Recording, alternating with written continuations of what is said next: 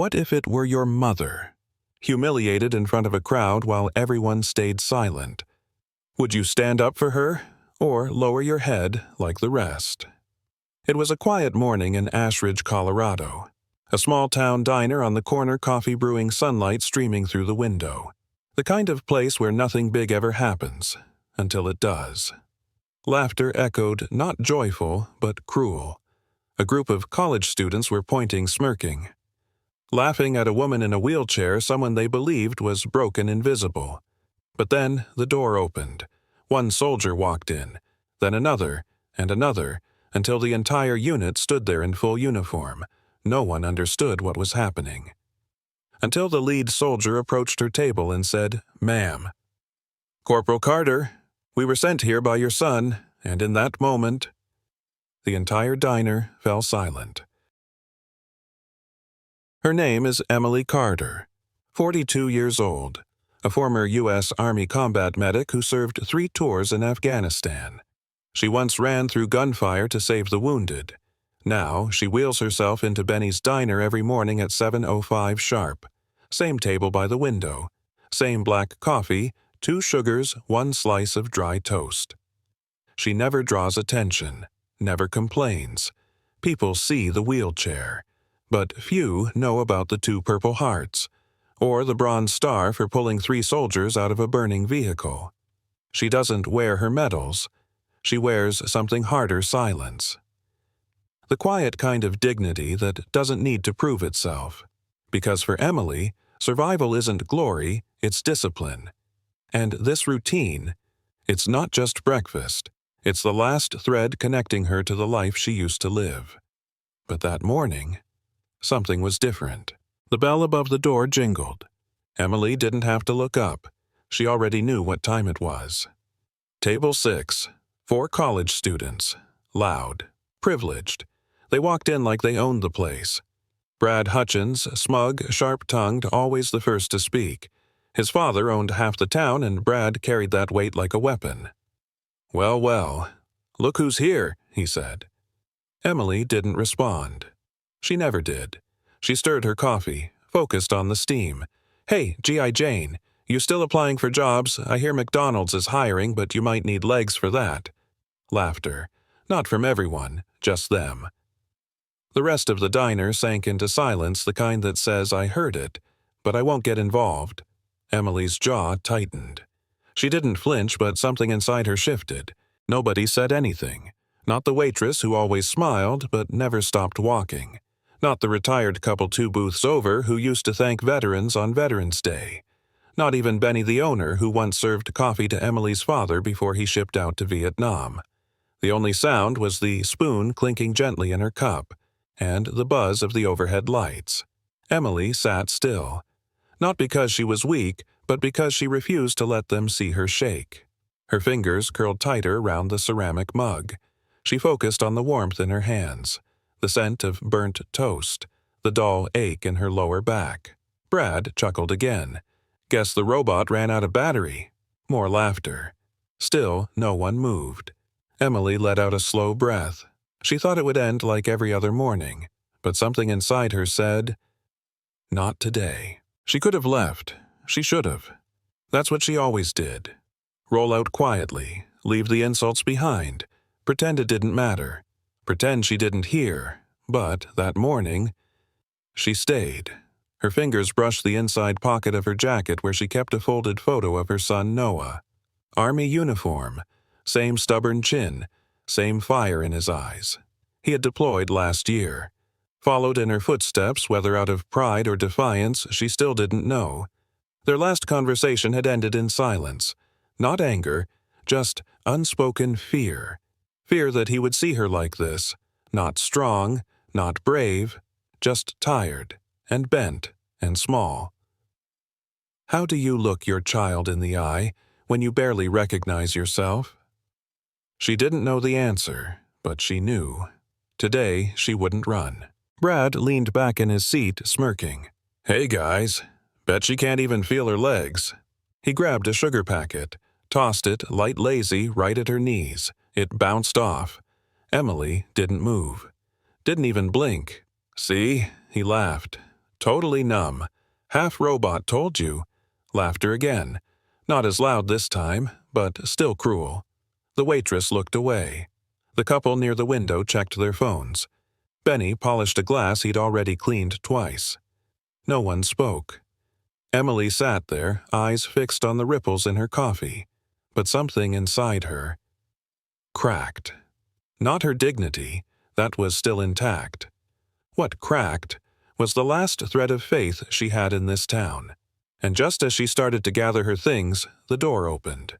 The bell above the door chimed. Not once, not twice. One soldier stepped in, then another, then 4 more.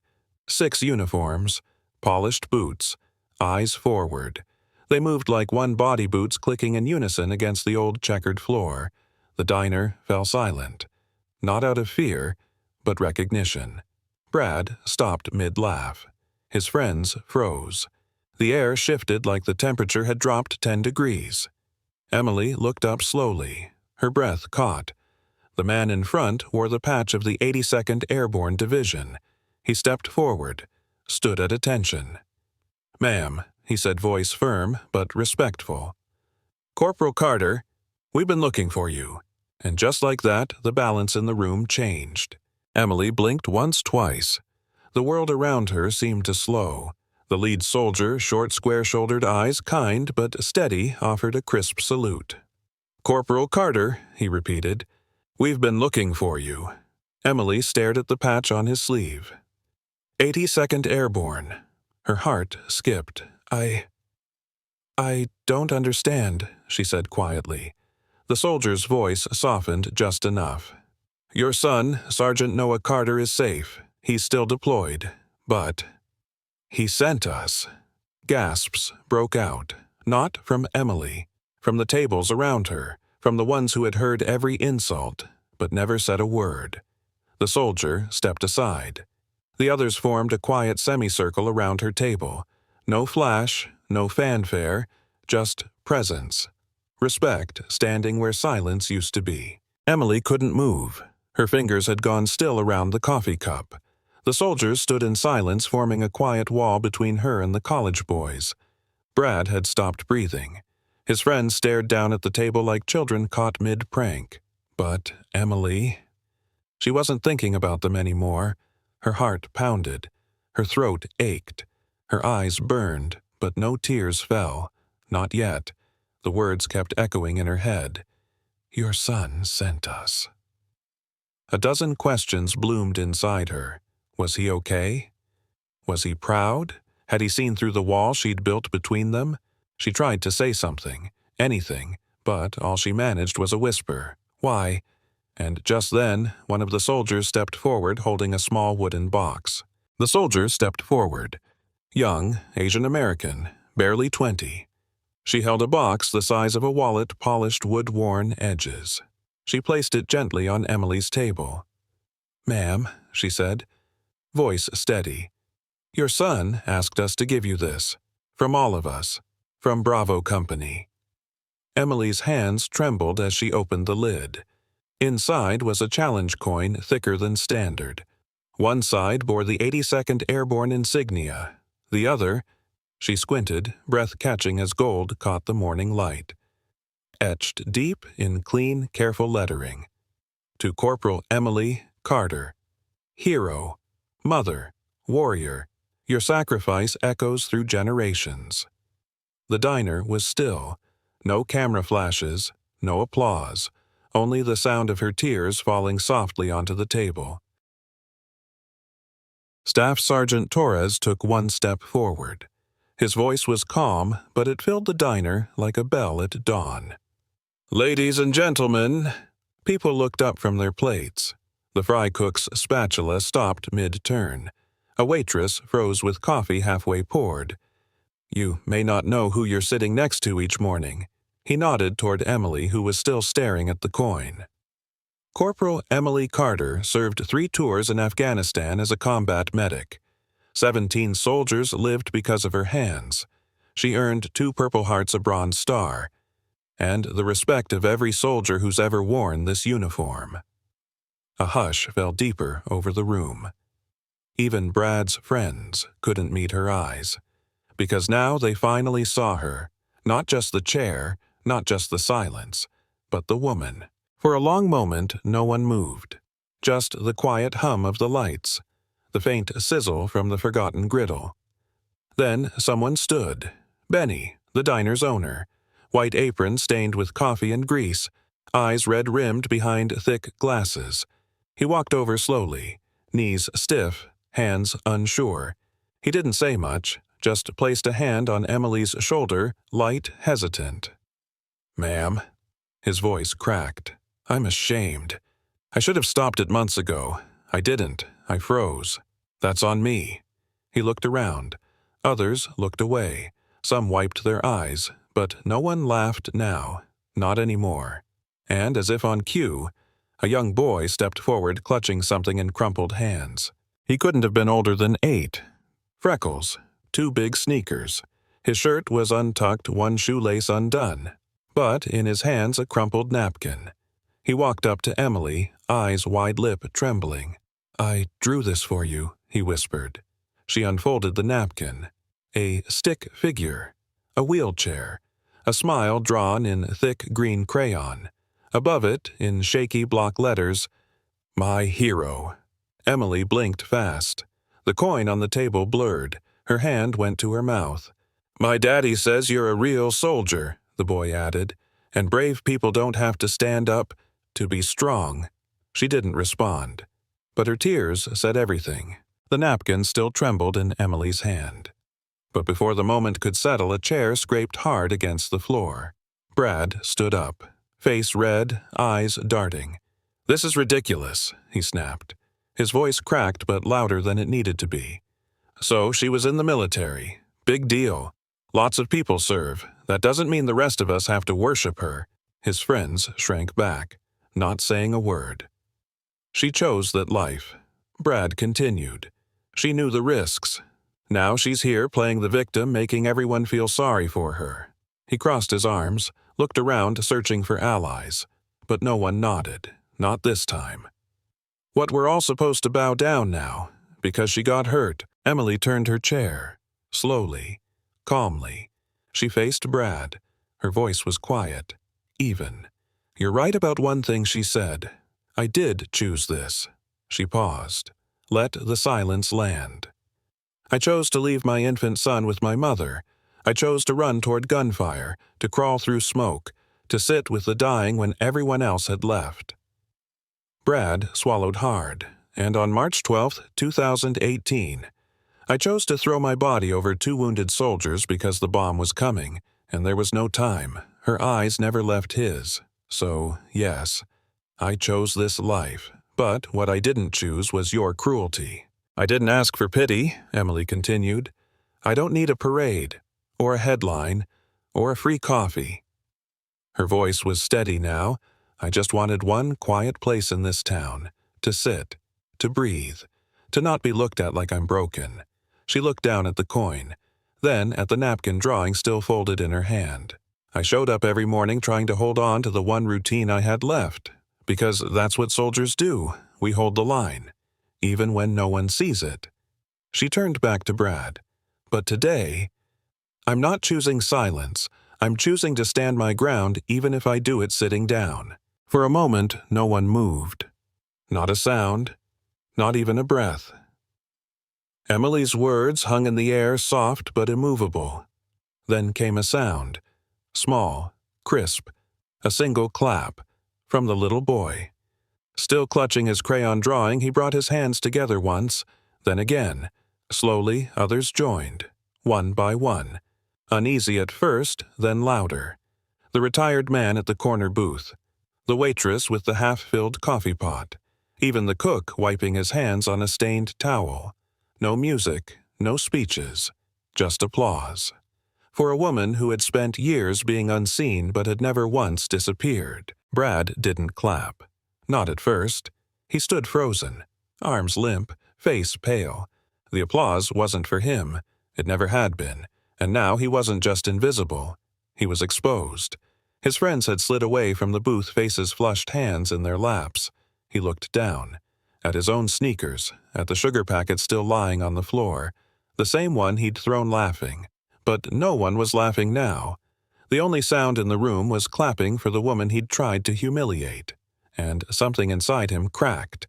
Not loudly, not all at once, just enough for shame to get in. Brad stepped forward. One slow step, then another. His hands shook. His voice, barely a whisper. I didn't know he said. Emily didn't answer.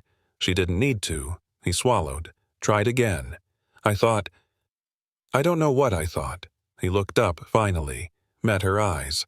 I was cruel, because I didn't understand, and because I thought it made me strong. The room held still, not judging, just listening. I'm sorry, he said. It wasn't rehearsed, it wasn't clean, but it was real, and for the first time in months, Emily nodded. The bell above the diner door rang again. Emily didn't turn at first. Her eyes were still on Brad, on the weight that had finally slipped from his shoulders. But then, the room shifted, not in noise, but in breath. Conversations hushed, heads turned, and Emily looked. A young man in the full-dress uniform stood at the door.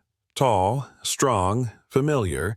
His name tag read Sergeant Noah Carter, her son, eyes just like hers. He stood still for a moment, searching until their eyes met. No salute, no words, just one whispered greeting. Hi, Mom. For a moment, no one breathed. Noah stepped forward. The rows of soldiers behind him stayed still like part of the street itself. Emily didn't speak. Her hands were frozen in her lap, but her eyes, they held years of silence, of letters unsent, of questions unanswered. He knelt beside her chair, took her hands. I know you've been struggling, Noah said. I know you thought we forgot. He paused. But we didn't. I didn't. Emily blinked but didn't look away. You're not just my hero, Mom. You're the reason I wear this uniform. He squeezed her hand, and Emily finally let herself hold on. Noah stood up. His hands didn't leave his mother's. He looked out at the diner, at the faces that once turned away. Let me tell you about my mother, he said. His voice wasn't loud, but no one dared talk over it. She saved lives in a war zone. She carried broken men through smoke, through bullets. She didn't run, not once. A pause. And when she came home, no parades. Just stairs too steep, doors too narrow, and people who saw her chair before they saw her strength. Some heads bowed. She didn't need anyone's pity. She just needed a place to sit in peace. And we failed her. He looked down at Emily, but not anymore. One by one, they stood. The man who always read his paper without looking up. The woman who poured coffee but never poured kindness. Even the cook who had watched too much without ever moving. None of them said much. Some said nothing at all. But they came. To her table. A nod, a hand on the shoulder, a whisper that didn't need to be heard. Benny brought out an envelope, placed it gently in front of her. Ma'am, he said, voice thick, your breakfast. It's on the house. For life. She opened it. Inside, a handwritten note. To a real American hero. You gave us more than we deserved. Let us give you a seat that's truly yours. Emily adjusted her jacket, folded the napkin drawing carefully, tucked the coin into her pocket. She turned her chair toward the door. Staff Sergeant Torres stepped ahead, opened it for her, but he didn't leave it there. He stood at attention, saluted, and every soldier behind him did the same.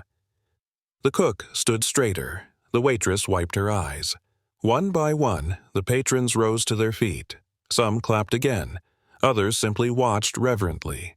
No camera, no news crew, just a woman leaving a diner, not as a stranger in a chair, but as someone finally, truly seen. The sun greeted her first, warm, not blinding. Then came the sound. Boots on pavement, crisp, measured. Lined up across Main Street, an entire unit. 30 soldiers in full-dress uniform, standing at attention. In front of them, Noah. Back straight, eyes locked on her. He stepped forward. Mom, he said. voice low. "We've been waiting." She didn't speak. Couldn't. His next words broke the silence. "You're not just a hero to me. You're a hero to all of us. And today, you're coming home." Colonel James Patterson stepped forward, his posture rigid, his voice warm.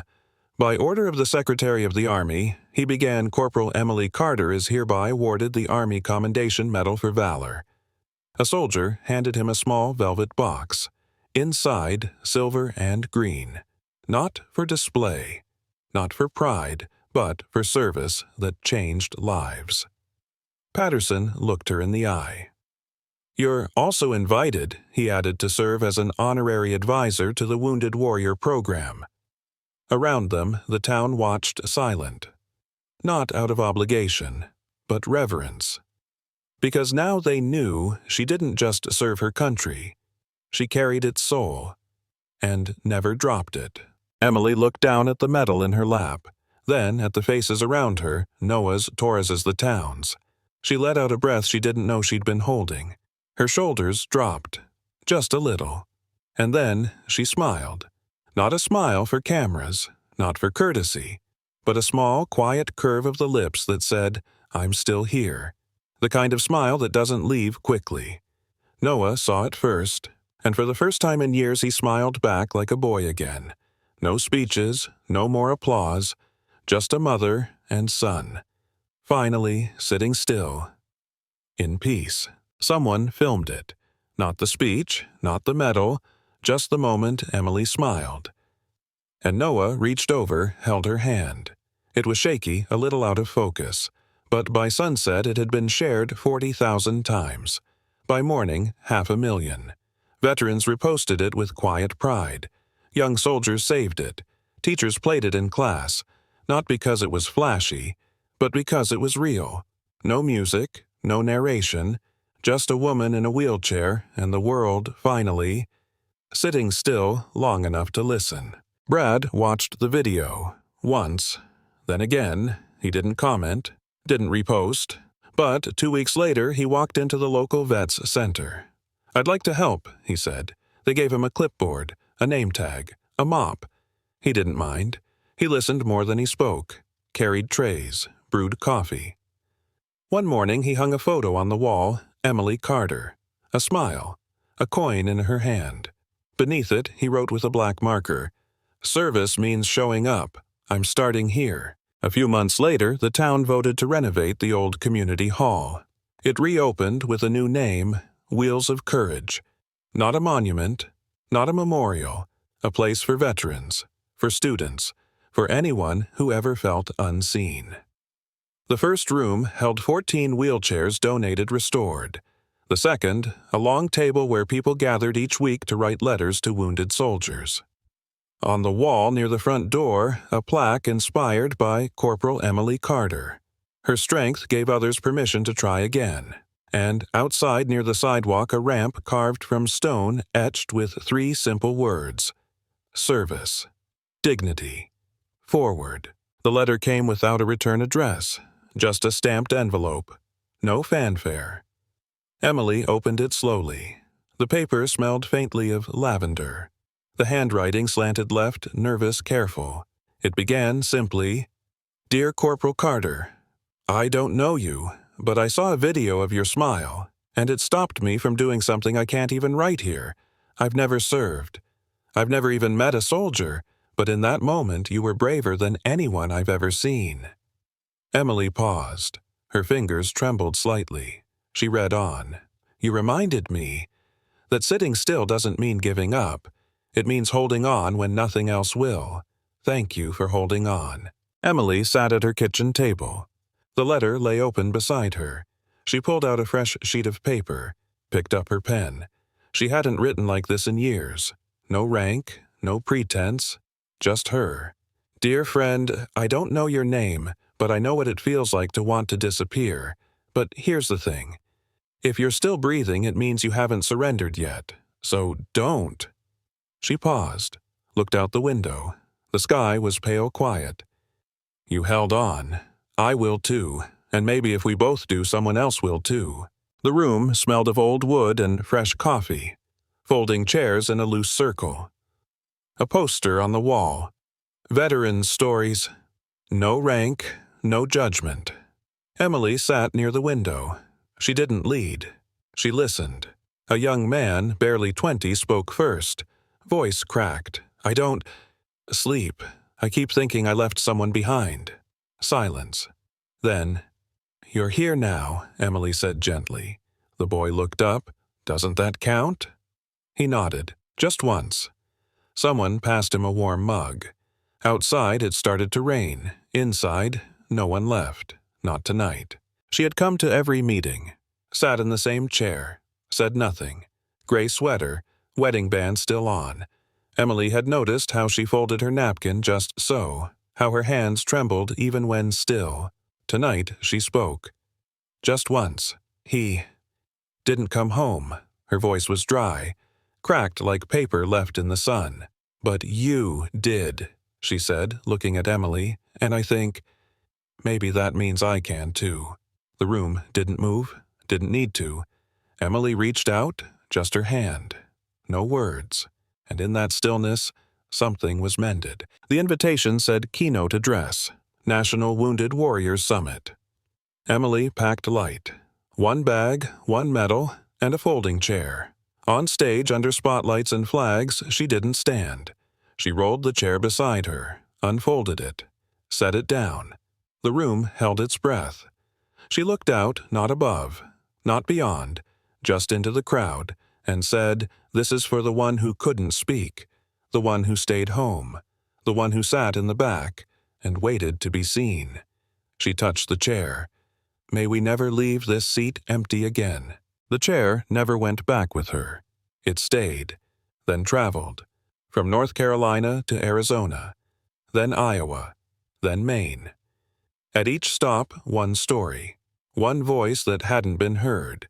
A veteran's daughter who kept her dad's boots by the door for 12 years, a nurse who lost more friends than she had medals, a teenager whose brother never came home but still saved her life.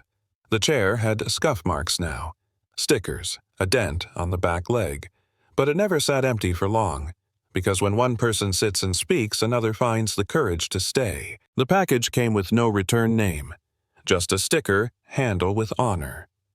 Emily opened it slowly. Inside the chair, weathered, stickered, still steady, a card was taped to the seat, handwritten, We kept your seat warm. Inside the envelope were folded notes.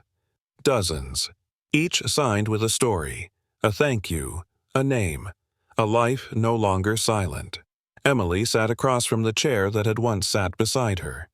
She didn't cry. She just reached over and rested her fingers on the armrest, as if to say, Welcome home too. The chair sat beside her again, but not for long. A new face joined that week, a woman in her 50s, posture rigid, smile practiced. She hadn't said a word all meeting. When the circle opened for sharing, Emily didn't speak. She turned the chair, rolled it slowly toward the woman. Only, if you'd like, she said. The woman looked at it, then at Emily. Her hands twitched. But she moved. One small step, then another. She sat down, cleared her throat, and, for the first time in 20 years, she began. The room emptied slowly. A few thank yous, some nods. The woman who'd spoken wiped her cheek, squeezed Emily's hand, then walked out straighter than when she came in. Emily stayed. Folded chairs, collected mugs, the kettle still warm, a half-eaten cookie left on a napkin. She didn't rush. She moved like someone who no longer feared the silence. She looked at the chair, then the room, and breathed. Not heavy, not broken, just enough. The chair never left the room again. It sat there always one seat extra. Some nights no one touched it. Other nights it was full before the circle even began. They stopped calling it Emily's chair. They started calling it the first step, because someone always took it when they were ready to speak, or cry, or just sit. And Emily, she sat beside them, quiet, steady, present, never leading, just staying. Because sometimes the most powerful thing you can do for someone who feels forgotten is sit down next to them and never leave first.